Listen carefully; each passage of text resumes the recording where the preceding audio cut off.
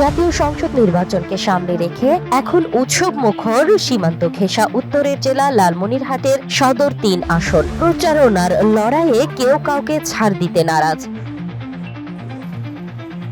লালমনিরহাট ৩ সদরে নির্বাচনের হাওয়া বইছে জোরে সোরে। তবে এবার ভোটের মাঠে ভিন্ন মাত্রা যোগ করেছে প্রার্থীদের প্রচার কৌশল। বিশেষ করে ধানের শীষ প্রতীকের পক্ষে প্রতিবন্ধী, বিক্ষোভ এবং স্থানীয় শিল্পীদের সরব উপস্থিতি নজর কেড়েছে সাধারণ ভোটারদের।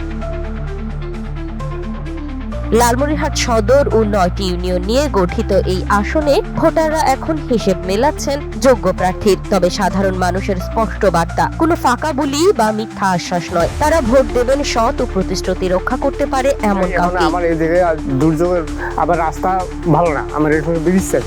আর ব্রিজে ভালো যারা আমার এই জায়গায় ব্রিজ দিবে তাদের দিলে ভালো হয়, যাতায়াত কমার। আমার খারাপ কাজ করবে যে লোকের জন্য বসে থাকি, খারাপ থাকি। এই নদী রত্না, এই নদীর কারণে অনেক বাচ্চা স্কুল কলেজে লেখাপড়া করে, অনেক সময় এই যে বন্যার সময় বাচ্চাদের স্কুলে যেতে লেট হয়।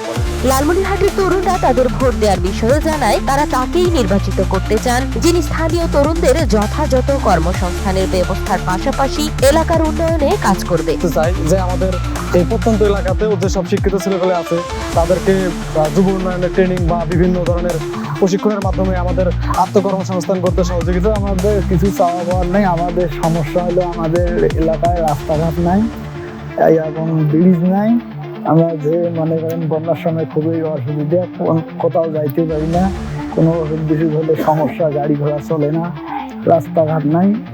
লালমনিরহাট ৩ আসনে এবার ভোটের মূল লড়াইয়ে রয়েছে ৬ জন প্রার্থী। হেভিওয়েট প্রার্থীদের মধ্যে রয়েছে বিএনপির কেন্দ্রীয় সাংগঠনিক সম্পাদক আসাদুল হাবিব দুলু এবং জামায়াতে ইসলামের জেলা আমির অ্যাডভোকেট আবু তাহের। ২ জন প্রার্থী দিচ্ছেন তাদের ভোটারদের নানা রকম উন্নয়নের প্রতিশ্রুতি। আলহামদুলিল্লাহ এখন পর্যন্ত ভালো দেখতেছি, তবে বিচ্ছিন্ন কিছু জায়গা থেকে আমাদের কাছে খবর আসছে সেখানে তারা বাধার সম্মুখীন হচ্ছে। আমরা সবার কাছে উদারত আহ্বান জানাই যেন কোনো প্রার্থীর কোনো কর্মী যেন অন্য কর্মীকে বাধা প্রদান না করে, সেই ব্যাপারে সবাই সহযোগিতা করবে। আমরা জয়ের ব্যাপারে বেশ ভালো আশাবাদী। আমি যদি এমপি হতে পারি তাহলে আমাদের লালমনিরহাটে সর্বপ্রথম যোগাযোগ ব্যবস্থার উন্নয়ন সাধন করব। স্বাস্থ্য সেবায় আমরা মনোযোগী হতে চাই, মাদকদ্রব্য নির্মূল করতে চাই। আমাদের যারা নারী আছে তাদের নারীদের একটা নারী বান্ধব আমরা শিল্প প্রতিষ্ঠান করতে চাই। আমাদের এখানে তিস্তা মহাপরিকল্পনা, এয়ারপোর্ট এবং স্থল বন্দর যেটা আছে মোগলহাটের, সেগুলো চালু করার জন্য আমরা জোর দাবি। ওদের স্বপ্ন পূরণে পাশে থাকতে পেরে আমরা গর্বিত।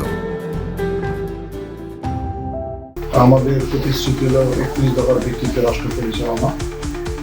আমাদের পরিত্যক্ত বিমানবন্দর, বুড়িমারি থেকে 4 লেন, মোগলহাট স্থলবন্দর, সর্বোপরি তিস্তা মহাপরিকল্পনা বাস্তবায়ন। এই কাজগুলোর পাশাপাশি আর্থসামাজিক উন্নয়ন, সামাজিক অপরাধকে নিয়ন্ত্রণ করা, আলোকিত লালমনিরহাট গঠনেরই তো অঙ্গীকার আমার। বিশেষ করে তরুণদের মধ্যে মারাত্মক উৎসাহ লক্ষ্য করছি। তারা ভোট দিতে পারেনি, এবার আনন্দের সঙ্গে উৎসবের সঙ্গে তারা ভোট দিয়ে অধীর আগ্রহ অপেক্ষা করছে। এখন পর্যন্ত পরিবেশ ভালো। আমি আশা করি যে ১০০ এই আসনে আমরা বিপুল ভোটে। লাঙ্গল প্রতীক নিয়ে শক্ত অবস্থানে আছেন জাতীয় পার্টির জাহিদ হাসানও। এছাড়াও ইসলামী আন্দোলন ও কমিউনিস্ট পার্টির প্রার্থীরা কাক ডাকা ভোর থেকে গভীর রাত পর্যন্ত চষে বেড়াচ্ছেন নির্বাচনী এলাকা। উন্নয়নের পসরা সাজিয়ে ভোটারদের দুয়ারে দুয়ারে ঘুরছেন তারাও।